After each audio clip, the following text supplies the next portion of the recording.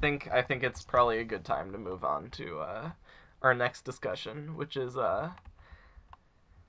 Arctic Monkeys, Tranquility Oh boy. Base Hotel and Casino. And I think we've Which got a wide range of opinions on this. Yep. yes, this I mean this is an album kind of to this is an album that inspires a wide range of opinions of pretty much I've seen Yeah. like all over the map, from like this is one of the worst albums of the year, this album, like, and it was like so weird because like I felt like the day it came out there were already people like, you guys aren't giving this album enough credit, and just like it's just like the takes started flying right away. And actually, since from my first listen to now, I've kind of cooled off on how negative I was on it first. I'm definitely going to still be the most negative out of the three of us, I think. Um, I don't want to go first. I'll let Zach go first because Yeah, you Zach, like it the let's most. go first. Um, First of all, I want to foreground any discussion of this album with this. I respect them a lot more for making this album than I would have if they just made AM2, and I Yeah. fucking loved AM. Me fucking too. I think Same. AM is one of the best rock albums of the decade. I understand why people don't like it. I'm, it would have I'm been- not a fan. Same. Yeah, Me I me know. as well. I know. Just think But about yes, how yeah. easy it would have been for them to make another AM and ride on the popularity of that for years and I years and years. fully And expected them instead, to. Yeah. Like, and instead they make something as off the wall and bonkers as this. And Yeah. if nothing else, that deserves a tip of the hat, I think. Oh, 100%. Star Treatment is so good. I'm sorry. It's It is. Yes. I know we're letting Zach talk right now, but I can't hold it in. That is the one place I think we are all three in agreement, is that Yeah. Star Treatment rule. It is a great opener to this album. It's like, it's got so much personality, and it's so charismatic in a weird kind of seedy way, and like, I don't know. I mean, that's kind of how I feel about a lot of the album, but like, Yeah. in general, like, Star Treatment is the most obviously successful. It also makes me laugh a lot. Like it's Yeah. laugh out loud funny. Yeah. I Like, freaking love the lyric, I'm a big name in deep space. Yeah. Yeah, The it's chorus definitely good. of "Who You Gonna Call the Martini Police" is like one of my favorite choruses I've heard in Yeah, a song this Me year. too. And then what do you mean? You've never seen have- Blade Runner? The way he says that makes me laugh every fucking time. Like it's so. But to quickly kind of. You know what's Like- a little weird to me about this record, actually? Quick tangent. Yeah, go ahead. It's a very aggressively American album. But It is- Arctic Oh, yeah. Monkeys are not an American band. But Yeah, like, yeah. this is some like Las Vegas in space lounge lizard type shit, and it's like he references American culture a lot. It's very American. He seems like very fascinated with American culture, and like has a lot to. Well, actually, that's I wouldn't say he has a lot to say. He thinks he has a lot to say. That would be my opinion. I think he does say a lot on this album. I don't know if it's like super cohesive or like really like means anything, but he definitely like drops a lot of concepts. Oh yeah, Yeah. Yeah. yeah. Let me try to rein this back in. Go ahead. Go ahead. Yeah, here's the thing. As I've said many times, both like in the podcast chat and on Twitter, I've struggled to come up with words for why I like this album besides I just do. But I feel like it's starting to come together a bit. Like, first of all, I admire just how, like I said this before, I admire how strange it is. Like, this making this album the way they did was a ballsy move. Like, yeah, like you don't have Like- a hit like "Do I Want to Know" and then do this. Yeah, you like, don't do that. like maybe 4 out of 5, but there isn't really a surefire hit single on this album. Although the one thing I will say is that like getting 500 million streams on a song kind of gives you some leeway to dick around and do the shit that you really want to do. Yeah. But like I definitely agree that like my one thing I have said in my various states of disliking this album, I have maintained that I'm very happy they made this album, even if it doesn't work for me. Like I'm like it this I was fully expecting this podcast, like when the track list came out, I was fully expecting this to be they made another AM. We're gonna make fun of all the cringy moments, we're gonna dunk on it, it's gonna be like a Boarding House Reach type album discussion, and it really isn't that. It's genuine. I even stopped you guys from doing that when they announced the album, but in the back of my head, even I was thinking, this is probably not gonna be good. And yeah, yet, we were fully ready to review this album without like even a single. Yeah, that was the bit that I suggested. Yeah. I mean, but there's a song on here called "She Looks Like Fun." You understand how we were very, very concerned. The thing with that song is that that's like such a repulsive phrase that you think it's gonna be bad, but it's honestly one of the best songs on the album. Like the lyrics aren't even that bad. No, that's genuinely my opinion. No. I just can't stop thinking about how he sings the chorus. Yeah. It's like he's singing the Monster Mash.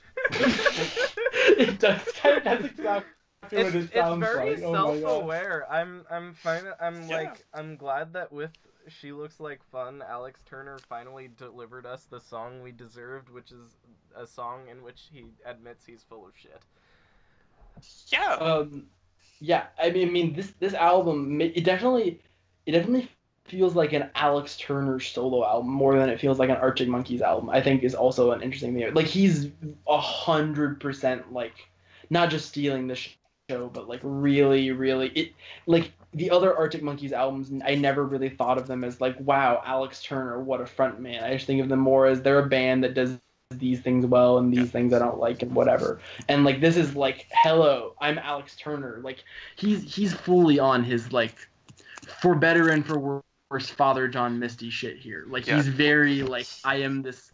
But I think the thing about this album that doesn't make it pure comedy is that I like Alex Turner's personality on this album, which makes it. But that might be because we don't really know a whole lot about Alex Turner. That's also true. Yeah. And I mean, if I'm judging him just solely off that like brown suit getup he had on when he was performing on Late Night, that is like ridiculous, and he looks ridiculous in it. But I mean, like, I think so. Star Treatment, and also I really like the first 3 songs of this album. I think are like incredible, like very actually actively good.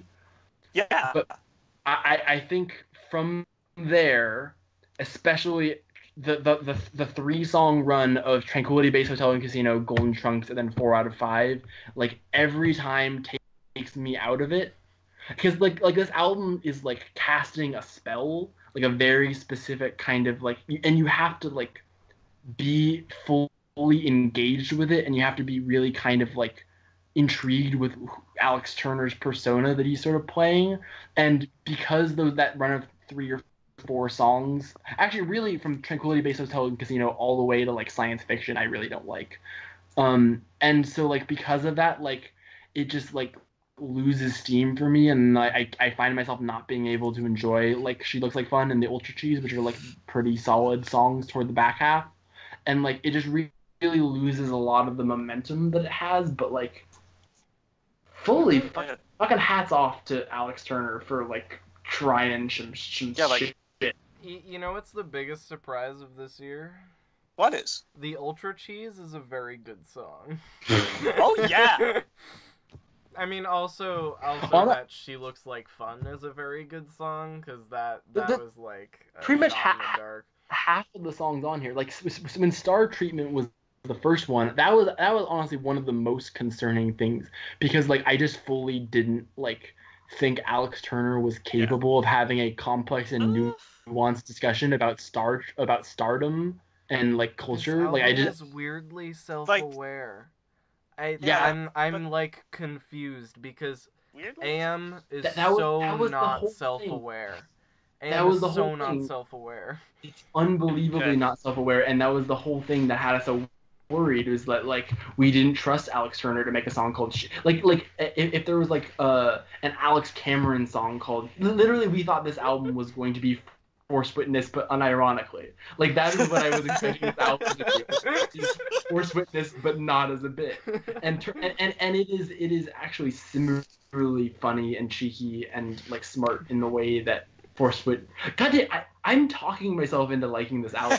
Let me like. This is, Here's I the mean, thing. like there are some stinkers on here. Like he does fall on his face. There are Oh, for songs on sure. here I Yes, for straight sure. up do not like, and it is, I would say, like half to more than half of them. But like when he falls on his face on this album, it's like I'm not. It's like he's trying some difficult shit, and Yeah. so it is. So even though I'm like probably not going to listen to this album as an album after this podcast, because I don't have to listen to it to talk about it. I mean, like, The thing is, I am genuinely excited for the next Arctic Monkeys album, because after doing this, like, where they go next, now I have no fucking idea. Like, to me, like, when AM came out, I just kind of saw the rest of the Arctic Monkeys career as they're going to be this tentpole capital R rock band that is going to make music I don't like, and it's going to piss me off that it's super popular. But like this album, it's like all of the Arctic Monkey AM fans are just kind of out on this, like, completely, and I love it. Like I love that Alex Turner flipped the bird and is like, screw you guys, I'm gonna go make lounge jazz and talk about Blade Runner. Yeah. you talk about I him feel very, falling on his face. I feel very wise man about his head, in that I like both of them. Oh, jeez. Yeah. Yeah, but like the more I think about it, the more I think what I admire the most about this album is that I think we all forgot that Alex Turner is a really perceptive songwriter. Like, songs like A Certain Romance and Cornerstone can't be written by just anyone, you know? And on this That album, is true. I think, I did like the old, like, Alex Turner. Like I like the songwriting on a lot of the early Arctic Monkeys albums. And for some reason, like, when a band gets like really popular and like less good in the way that Arctic Monkeys, at least to my perceptive, less good. Like usually when a band has that kind of heel turn, as it were, like to popular.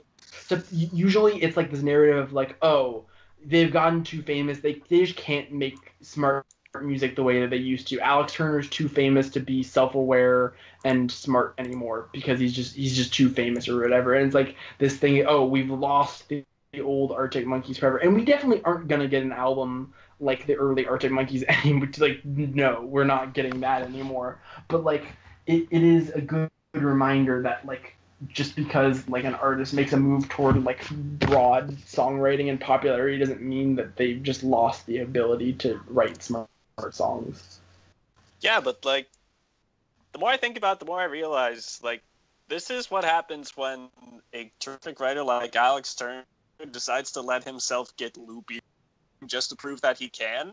And for the most part, I think he's charismatic enough that it works. He's like inventing these documentaries, these bands called the Martini Police, and managing to get away with a song called Monster Truck Front Flip. And he makes it all work, even though it sounds like Leonard Cohen after 2 glasses of absinthe. I think that's freaking amazing to think about. That's such a good great description of it. analogy. Yeah. Jackson mentioned Alex Turner falling on his face a lot on this record, and I totally agree, but the thing is, like, he falls on his face, Yeah. and then he gets up and gives you, like, a suave look and a smirk, and it's kind of lovable. Like... Yeah, like... The other thing I think I would say about this is, like, I think the instrumental, like, hard left turn this album makes is really interesting, and I think it really works on some of the songs. A lot of the instrumentals here are very samey and feel very, like I said this in the, it's like, for the first, like, for the run of songs that I really enjoy in the beginning, I'm like, ooh, this is so interesting. But then, like, by the second half of the song, I'm like, god damn it, give me, like, something, like, hooky and sticky to, like, like, I didn't think that would be what I wanted from this album at all. I thought I was, I thought this album was going to be too broad and I'd want more nuance. But then, like, this album had the exact opposite problem I was expecting, which is that like, God damn it, stop like navel gazing and just like noodling jazz music and like just say something. Say something like propulsive and cohesive and like coherent, please. Yeah. Like, in its own way, this is a pretty brave record, all things considered. Like, who would have expected Arctic Monkeys to make something like this?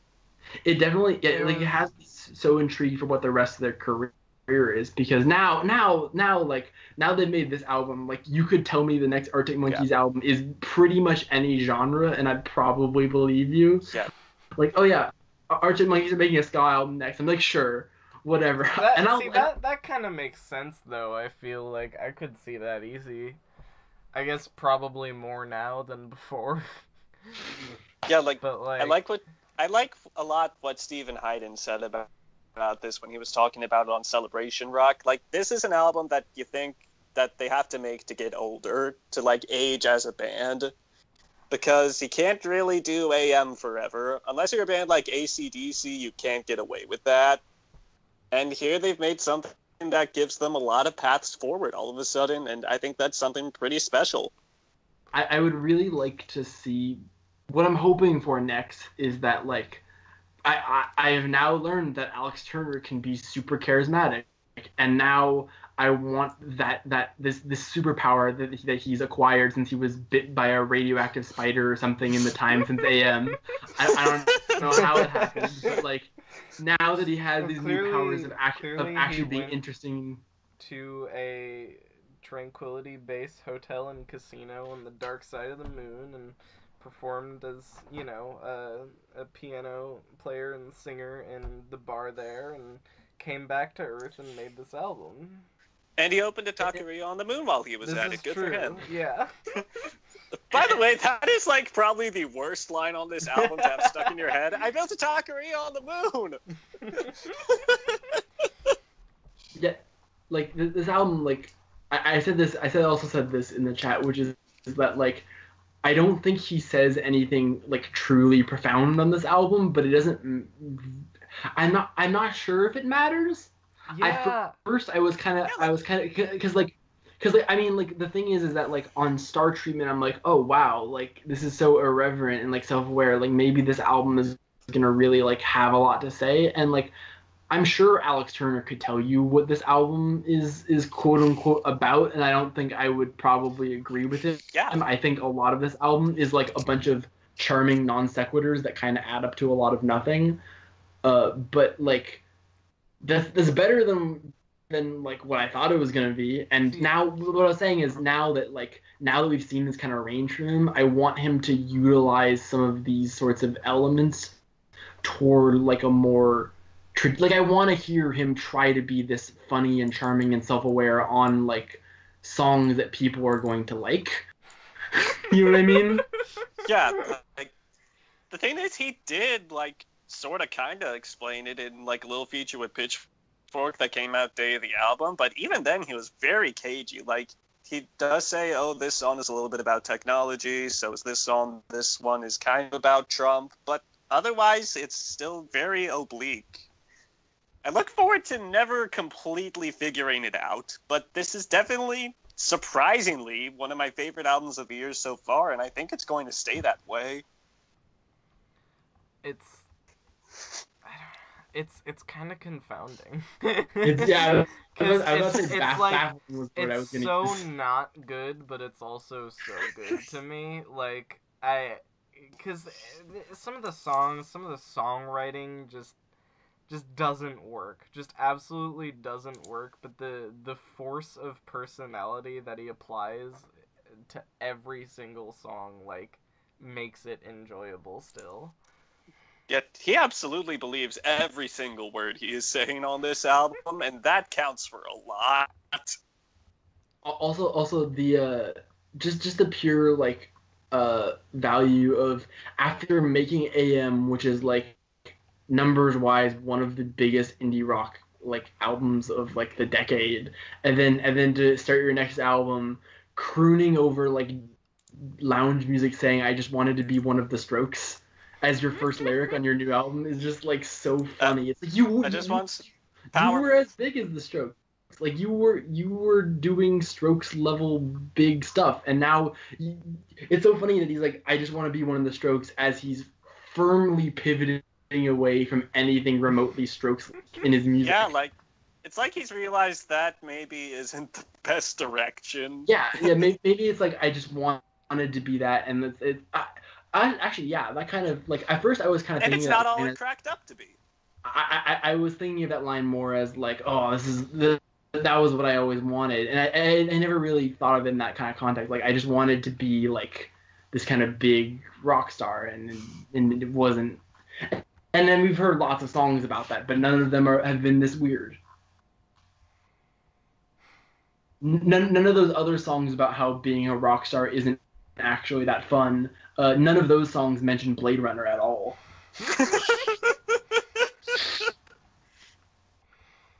I enjoy this record. I think I don't have too much left to say. I enjoyed the conversation about this record a lot more than I actually enjoyed this record, but yeah. As I've said, like, fucking kudos to Alex Turner for being somehow a weirder dude than I gave him credit for. Yeah. This is kind of pure comedy, and that's a lot more fun to talk about than it is to listen to it, but I have a lot of fun listening to it, so what are you gonna do? Honestly, I feel like this album is a lot more comparable to, Everything Now, actually, because, I don't know, especially in how I was receiving it before it came out, I was like, oh my god, they're really trying to do something here, and they're just going to fail so spectacularly. But I don't know, like Pure Comedy isn't really like a concept album in the way that this is, or like Everything Now is. Like kind of Father John Misty like talks about these like songs about like the future sort of, but they're really about the present and like his anxieties, and I don't know, I just don't feel like they're that comparable at all. Yeah. I feel like the difference is that Pure Comedy was very direct, but this, it means as much or as little as you want to read into it. It's unbelievably obtuse, yeah. Depending on where you stand, you can see like this profound statement about technological advancements really bloody get me in the mood. You could see everything or nothing in that line, and both interpretations are correct. The wise man bowed his head. There is no difference between good and bad things, you idiot, you fucking moron. Anyways, I think that pretty much wraps up a lot of what this album is. Hey, Arctic Monkeys, yeah. They did that, whatever that was. They did that. Fucking did that thing. I think this was a really good discussion. Yeah. Hell yeah. Right, I had fun. That's all for the podcast tonight. Thank you for listening, as always. Yeah, I hope you're having a good night wherever you are, whenever you are. We should have a podcast coming in, ideally less than a fortnight this time. Yeah, we're trying to do a billboard next. We're just gonna skip the catch up, I think, because every Indie Heads podcast is a catch up, and it's not that fun. Yeah, definitely. And like, of the releases to catch up on, there isn't that much too significant. Except, quick plug, go check out the fucking DJ DS album if you like pop music. It's a good pop album. Yeah, I like it a lot. Yeah. That's all I have to say. I could say more, but I'm not going. The podcast is over. Can't push so soon.